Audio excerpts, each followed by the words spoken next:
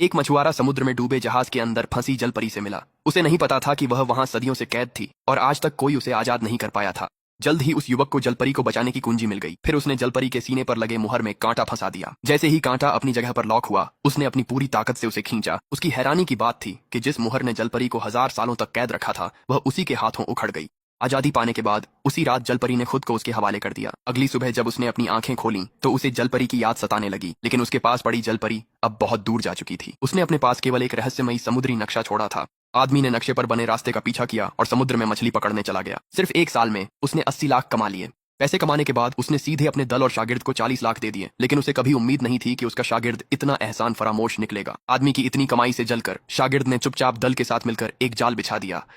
आखिरकार उन्होंने उस आदमी की सारी मेहनत की कमाई छीन ली, यहां तक कि उन्होंने बेहोश शराबी आदमी को ठंडी घाट पर फेंक दिया। अगले दिन वह आदमी ठंडी हवा में जागा। मेरा सिर दर्द कर रहा है।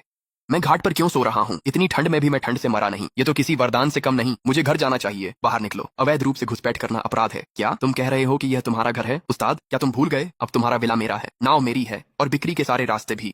अपने फिंगरप्रिंट को ध्यान से देखो। पिछली रात तुमने अपनी सारी संपत्ति मुझसे हार दी थी। ठीक है, शर्त तो शर्त होती है। डराओ मत। मुझे वे इलाके पता हैं जहां तुम मछली पकड़ते हो। अब तुम्हारे पास नाव नहीं है, मेरे पास है। अब तुम मुझसे मुकाबला करने के लिए क्या इस्तेमाल करोगे? इसे बाहर फेंको। आंखों में चुभ रहा है, दफा हो। फिर लौटे तो टांगे तोड़ दूंगा। चैन, हाय, मैं तुम्हारी मदद करता अगर कर सकता, लेकिन सच में मेरे पास इतना नहीं है। शायद किसी और से पूछो। इतनी बड़ी बात के बाद तुम कभी वापसी नहीं कर पाओगे।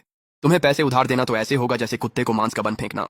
नहीं धन्यवाद, मुझे मुश्किल में मत डालो। मुझे अभी भी इसी घाट पर रोजी रोटी कमानी है। मैं तांग सिंह से पंगा नहीं ले सकता।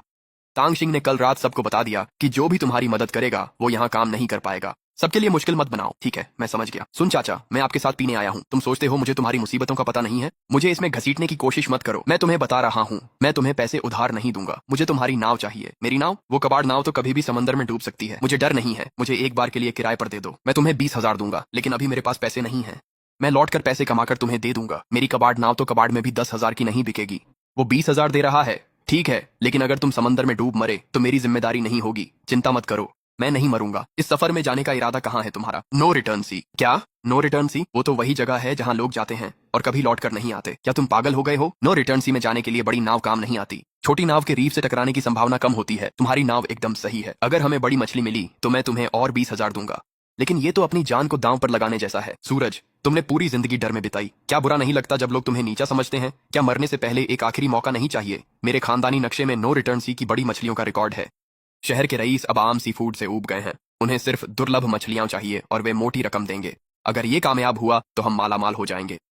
चैन, हाय, लोग कहते हैं तुम्हारा समय खत्म हुआ, पर तुम तांग सिंह से बेहतर हो। मेरी ये बूढ़ी हड्डियां भी जोखिम लेंगी। लहरें नाव से ऊंची हैं। मैं तो डर ही गया था। हम लगभग एक रीफ से टकरा ही गए थे। मेरी बात सुनो, उस चैनल में जाओ। यहीं रुक जाओ, नीचे गोता लगाता हूँ। पानी काफी ठंडा है। यहाँ ऊपर वापस आ जाओ। चिंता मत करो, मैं पानी के नीचे सांस ले सकता हूँ। मैं बेहद गर्मी और ठंड दोनों सह सकता हूँ। मैं 2 घंटे तक पानी के नीचे रह सकता हूँ। वो उच्च स्तरीय गहरे समुद्र का बर्फीला सुनहरा सी अर्चिन मेरा है। समुद्री नक्शे के अनुसार उच्च स्तरीय गहरे समुद्र का बर्फीला सुनहरा सी अर्चिन 50 मीटर नीचे कोरल रीफ के पास मिलता है। यह पहले ही मेरी खोज की सीमा है। अब भी बर्फीले सुनहरे सी अर्चिन का कोई निशान नहीं मिला। समुद्री पानी केवल 2 डिग्री सेल्सियस है। मेरा शरीर हाइपोथर्मिया की कगार पर है। मुझे आपूर्ति लेने के लिए नाव पर लौटना होगा। 2 घंटे हो गए। कोई इंसान इतनी देर नहीं रुक सकता। क्या चेन हाई मर गया? मैं बस 15 मिनट और रुकूंगा। अगर वो वापस नहीं आया तो मैं घर जा रहा हूँ। अरे, लगता है अब कोई उम्मीद नहीं है। चलो चलते हैं। अरे अरे पुराने दोस्त, मैं वापस आ गया हूँ। हे भगवान, क्या तुम वाकई 2 घंटे तक पानी के नीचे रहे? अविश्वसनीय। तुमने ये कैसे किया? बस काबिलियत है। नाव दक्षिण पूर्व में 2 मील आगे ले चलें। मैं फिर गोता लगाकर खोजूंगा। एक बार और भरोसा करता हूँ। वो शिंग है। चेन हाइसन की नाव लेकर समुद्र में गया। वो कबाड़, क्या उसका ट्रॉल भी टूटा नहीं है? शिंग, मैंने पहले ही बाजार प्रबंधकों से बात कर ली है। वे सिर्फ तुम्हें ही पहचानते हैं। तांग सिंह, वे चैन हाई से एक भी खेप नहीं लेंगे। चिंता मत करो। फांग, मैंने जो 20% हिस्सा वादा किया था उसमें से तुम्हारा एक पैसा भी नहीं कटेगा। तुम्हारे लिए एक बड़ा ऑर्डर मिला है। फिल्म इंडस्ट्री के मिस्टर जियाओ ने 10 लाख की प्रीमियम येलो क्रोकर मछली मांगी है। डिंग शुएशन, वो पूरे प्रांत का सबसे बड़ा सिर्फ वीआईपी के लिए बना रेस्टोरेंट है। फांग, तुम्हारे तो वाकई अच्छे कनेक्शन है। अच्छा है कि तुम्हें पता है। मिस्टर जियाओ, कल घाट पर माल की जांच करेंगे। जब तक क्वालिटी सही निकली हम उन्हें लंबे समय तक सप्लाई कर सकते हैं, लेकिन अगर तुम डिलीवरी में फेल हुए तो तुम्हें 3 गुना मुआवजा देना होगा। चिंता मत करो फांग, मैं तुम्हें निराश नहीं करूंगा। चलो लड़को, हम निकल रहे हैं। चेन हाई, वे सारे मछली पकड़ने के ठिकाने जो तुमने इतनी मेहनत से ढूंढे थे अब मेरे हैं। जाल डालो। शिंग, कुछ गड़बड़ लग रही है। हॉइस्ट की रस्सी बिल्कुल ढीली है। इसमें बिल्कुल भी वजन नहीं है। इसे ऊपर खींचो और देखो, सिर्फ केल्प और जेलीफिश है।